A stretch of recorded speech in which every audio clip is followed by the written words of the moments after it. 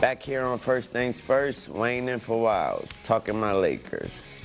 They currently have the 6th best odds to win the title. So, Nick, you buying Luka and LeBron can make a run for this year? Well, so listen, OKC is the favorite, the deserving favorite. Right now, they are almost even money against the field in the West, just to win the West. They've earned that.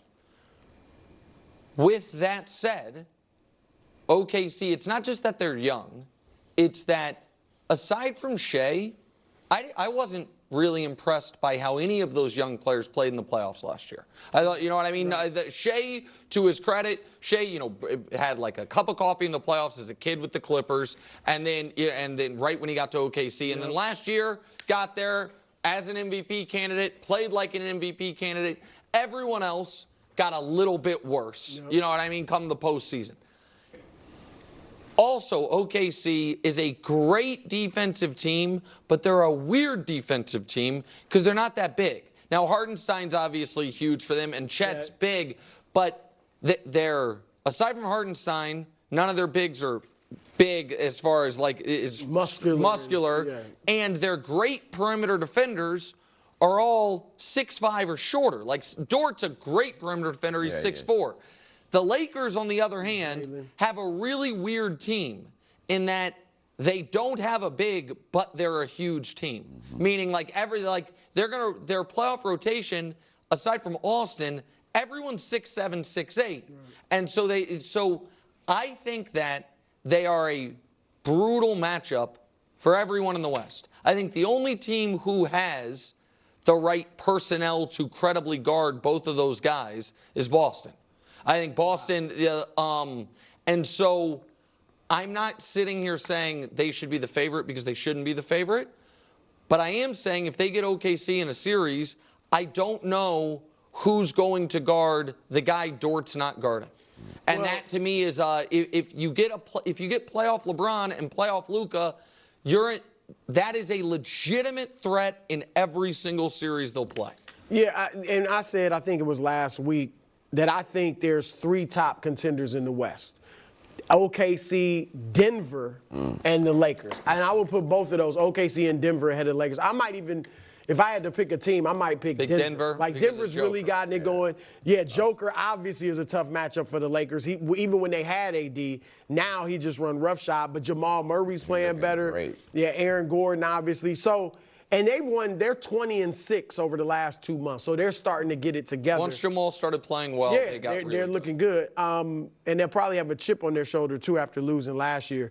OKC, I'm not as down on this matchup as you are. I think the main problem OKC would have against the Lakers is the youth. Because they would be the youngest team, I believe, to ever win a championship if they win it. That Portland team in 1977 is the currently Were they the youngest team last year to win a series? Yes. So they'd be the youngest to win a final. So that's still a lot. I do think you got Dort and Jalen Williams. I think nobody's shutting down Luka and LeBron, but I think they could guard them. And again, it's really about team defense anyway. Right. And you got the 2 7-footers in Holmgren and Hartenstein at the rim. Obviously, the Lakers will have trouble with them on the other end too. So, look, if Luka and LeBron make magic, then they're going to be a tough out. I would be a little surprised if they win the West, but I think they are a top team with those other 2 that I mentioned. And, LeBron obviously has to stay healthy. Yeah. And at his age, and obviously he's got the foot bothering him, that's a question mark. And then I just want to see, in addition to the defense and the size, the lack of size, I still want to see how it works because they're going to have to start putting the ball in Luka's hands more. Because he's not going to be Luka Doncic if you don't let him have the ball in his hands and let LeBron and Austin Reeves play off the ball. I believe in it. I believe it could happen. I mean, I believe that we totally not paying attention to, we just forgetting the fact that it is Luka Doncic and LeBron James. Right. So plain and simple. So I think that beat them boys seven straight. I saw Luka play the Thunder last year. Yep. I saw a bunch of guys. You look at it, and people like, oh, well, the Mavs, shot out of their minds. They shot for the series almost 40% from 3. I understand that, but go back and watch it.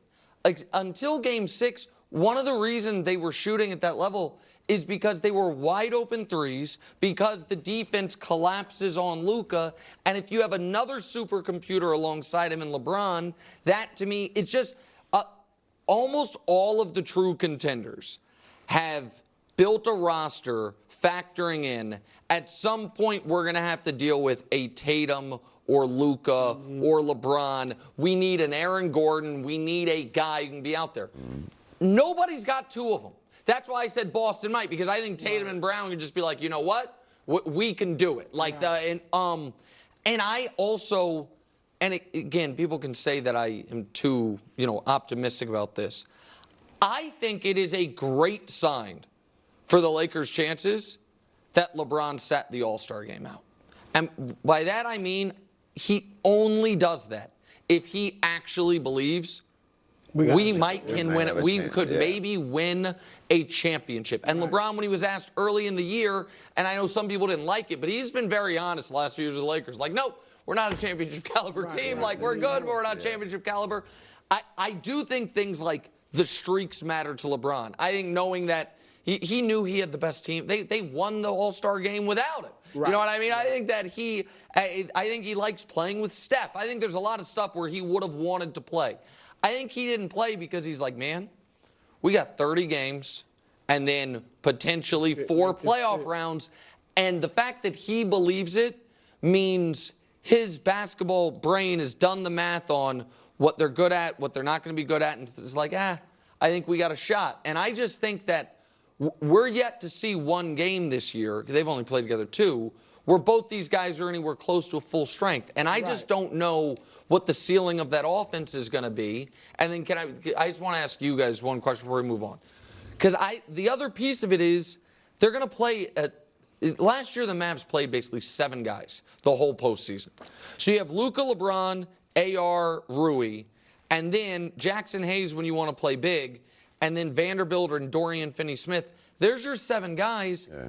I think those are the only 7 guys who are really, like, maybe Gabe Vincent could get in because he's been good for him defensively. But I feel like I'm like, I don't mind that that is a playoff rotation. I don't mind those 7 guys, and it's everyone there is 6'7", and long. They just don't have a big. I think they're a dangerous team. There aren't a ton of teams that pound you inside. Right. So I mean, we did see Utah do it to them on the glass and stuff. So that's something they'll have to figure out. But yeah, dangerous for sure, depending on how well Luka and LeBron match up together. And we'll start seeing that over these next 30 games. Who do you think would be, if they're on the opposite, if it ends up where Denver and OKC are the 1 and the 4, and the Lakers are on the opposite side of the bracket, who do you think is a better matchup for the Lakers? Out of OKC? Denver, if the Lakers, let's just say, if I'm the Lakers and I had to choose who I played in the who do you want to play? I'd want OKC. Because of the youth. I know it sounds disrespectful, me too. Yeah, I would just worry that Joker's just going to, if Joker put up 40-point triple-doubles with AD there, that Joker's just going to have. And he's shown, I mean, he's always shown it, but he'll put up 40-something on you. Yeah. Without question. I agree with you on that. Definitely.